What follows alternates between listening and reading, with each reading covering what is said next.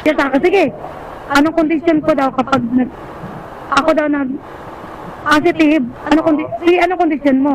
Sabi niya, kasawain kita. Pagpapasapasaan ka namin, amin ka na. Papasapasahan ng ano? Pagpapasapasaan na nila ako, pagsasawaan. Ganon? Oo, pag-aawa ka na daw nila. Kasi addict daw ako eh. Kasi addict daw ako eh. Ganon? Lahat ng kasa bibigay na. Go.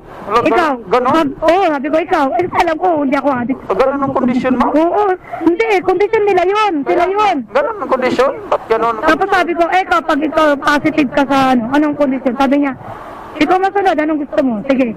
Simple lang, sir. Kainin mo yung papel mo na positive ka. Oo. Galit siya. Oo, nagalit. Galit siya. Hindi daw siya kumakain ng papel. Uy, simple lang, kakainin mo lang naman yung resulta mo ha. Oo. Kasi positive ka. Oo. Naaya na ako. Hindi siya bumayag. Hindi siya pumayag. Kasi alam natin, positive ka. Ba? Kapaya ka. Kaya pala- Tapos nalaman niya sa chairman namin, kandidato ko sa amin. Oh, ikaw? Kaya siya, sabi niya, ma'am, hindi ko talaga